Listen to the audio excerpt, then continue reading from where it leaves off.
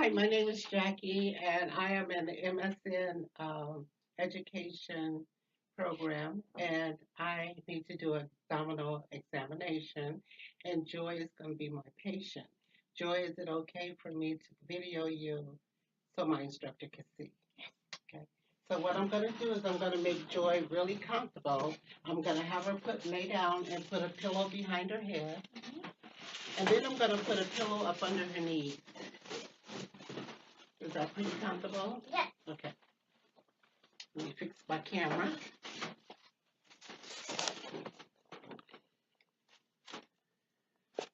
Wonder if I should put it.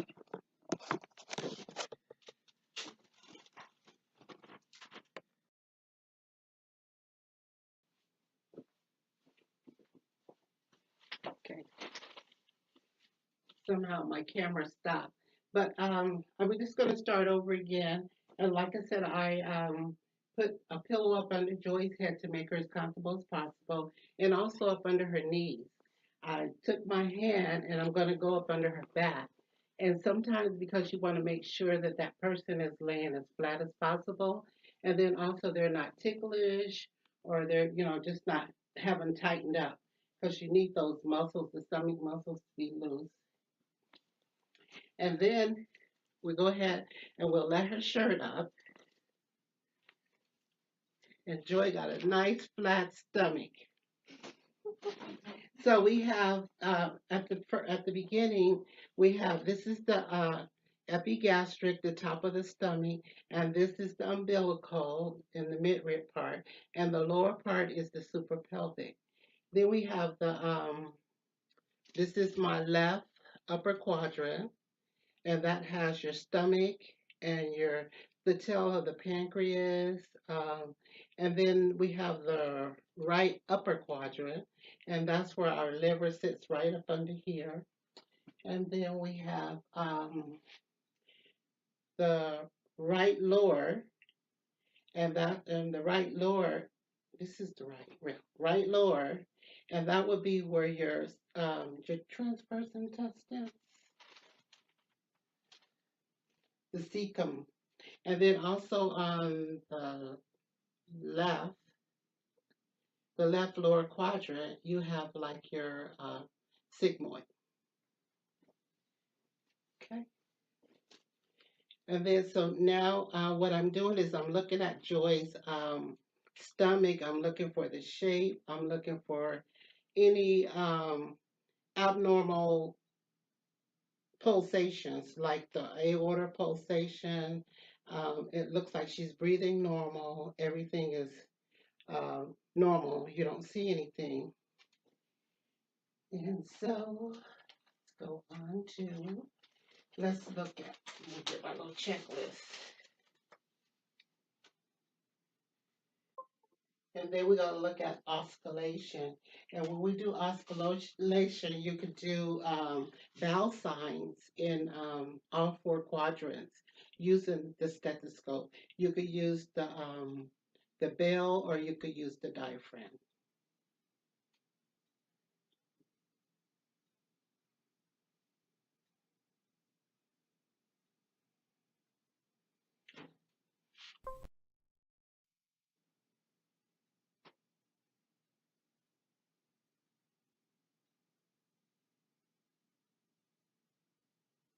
And then the aorta is right down a little bit lower than the xiphoid process.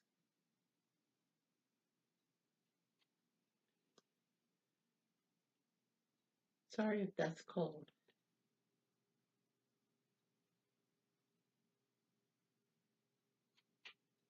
And then I'm just going to switch over to the bell.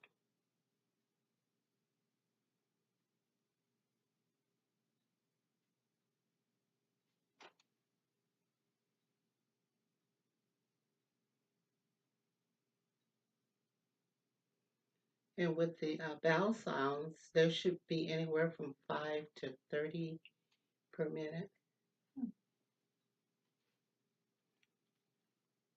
And then also I was listening for any friction of the spleen.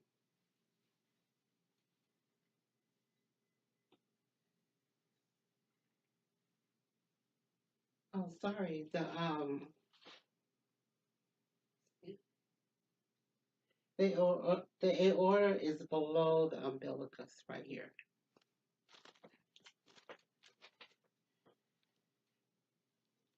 And then for the femoral arteries, we would do the same. And the femoral arteries is, let me see, femoral arteries and renal arteries. So the femoral arteries will be right here, just right by the suprapubic. No, they're right here. Sorry.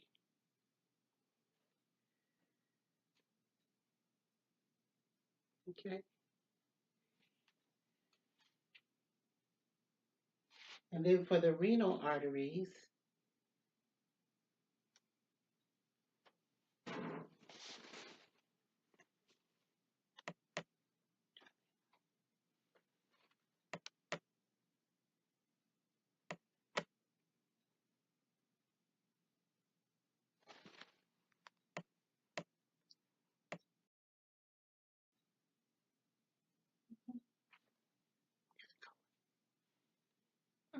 okay. And so with the renal arteries sit right here. And you would listen to those the same way you would do it with the diaphragm and with the bell. So we listening with the arteries, we listen for any bruit and bruit.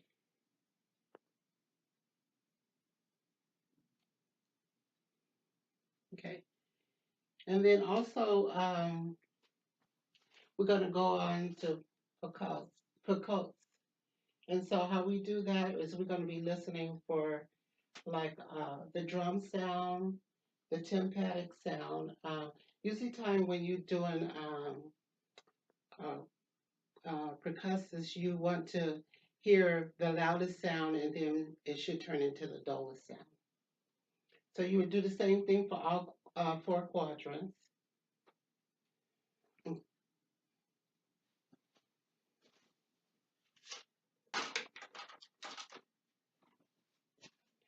So I will start on the right upper quadrant and I would take my finger, my middle finger, and I would just tap like this.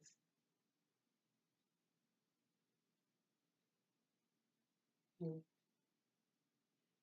as you move, it should be getting duller. It was tympanic at the beginning. And then now I'm going to move down. No, I should move across. Sorry, I don't mean to punch you so hard. Okay. And that went from dull, from tympanic to dull. And then I moved to the lower. And you could almost hear like the drum sound. But as I go down, it's getting duller. And the same here. Sorry, Joy, she's so tiny. And then with the liver, we will be doing it for the dullness. The liver's on this side right here. And with the liver,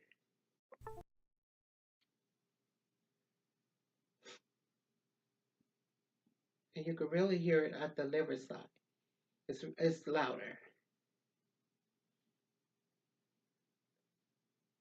And as I move over, it's getting duller.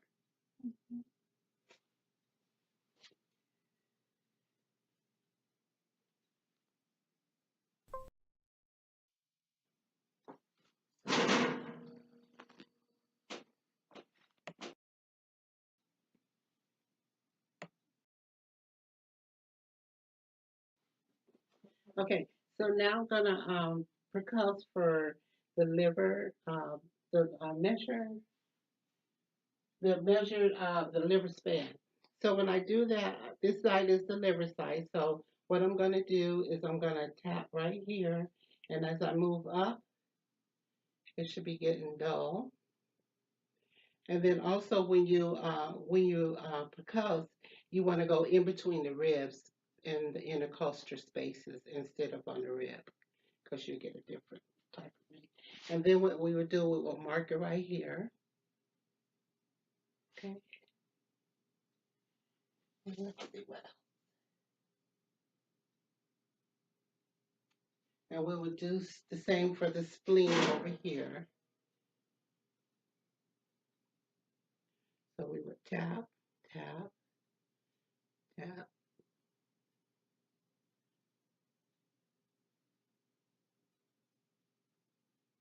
And it's like by the 10th rib. So this is 12, 11, 10, right there.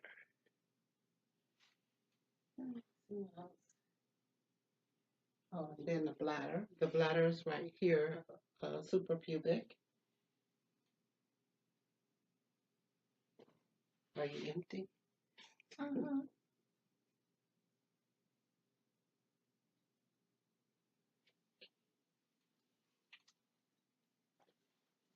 So then now we're going to do a palpitation of all four of the quadrants.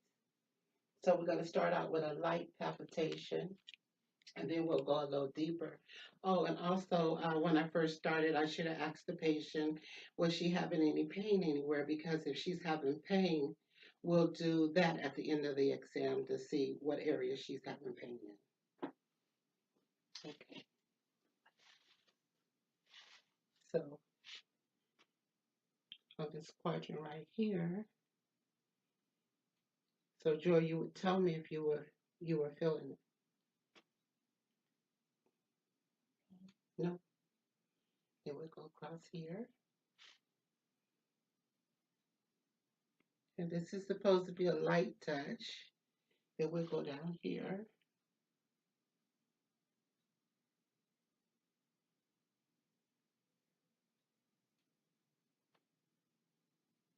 Okay.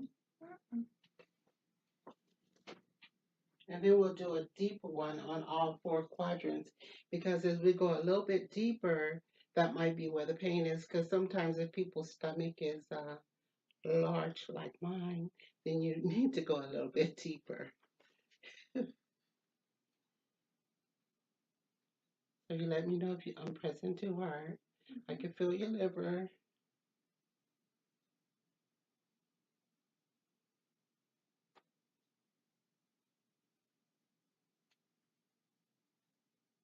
No.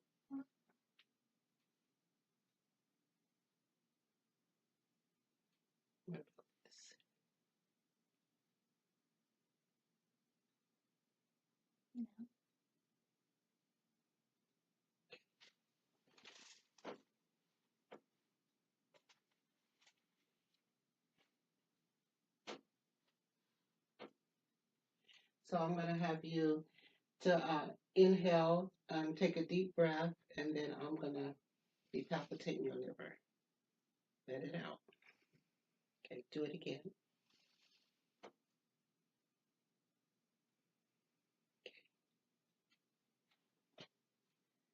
And then same for the spleen. I'm going to have you to inhale.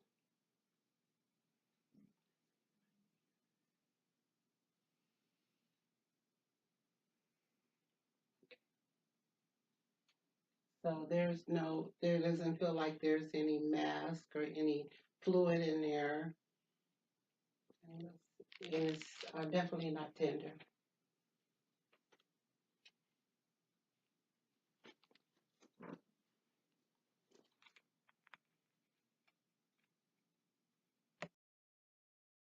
I'm not sure. So I was saying that the spleen, when I was saying that it was under the third, up by the third, the 10th costal, you want to go to the intercostal, which is 1, 2, right in between here. And I shouldn't be able to palpitate the spleen because it sits back behind the mid axillary. And with the liver, when Joy takes a deep breath, then I can palpitate the liver. You can feel the border of the liver right here. I don't know if my tape got that the last time. So the next test would be the hooking the liver. So what you do is you take your hand and you go right up under the ribs, right up under here, and kind of like hook the rib. I could see it right here where I got my fingers up under there. And you have Joy to take a deep breath. Okay, let it out. And then also you could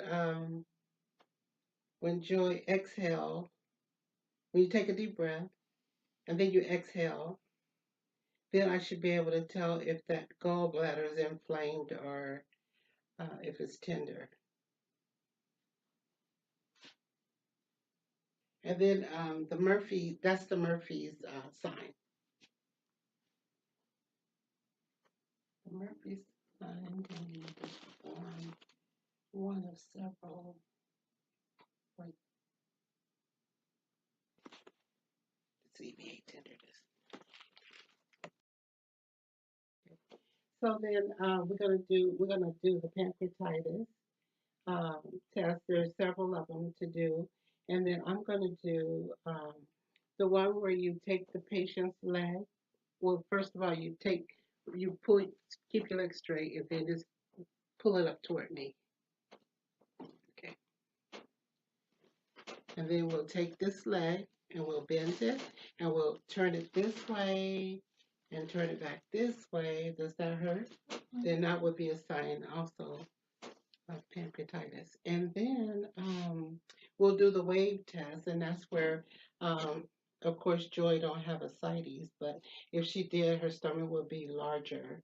And what we would do is, well, first of all, we would have Joy first I would just palpitate it, but we already know that there's fluid because of the size of it. Then I would have her to turn toward me, and when she turns toward me, the fluid should shift, and I should be able to do like this.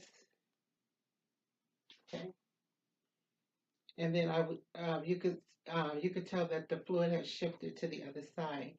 And then when I have her lay back on her back, and then I'll have her to take her hand, and you'll put your hand just like this, and that's just to keep the organs from shifting. Okay, and then I'll have you roll to the side a little. Okay, and then the fluid. Then if there's fluid, then the fluid is going to. I think you have to lay back here. Okay, and then you do like this, and then if the fluid is like if it's full, then the fluid is gonna like make a wave like sign like this all around this side. Okay, all right.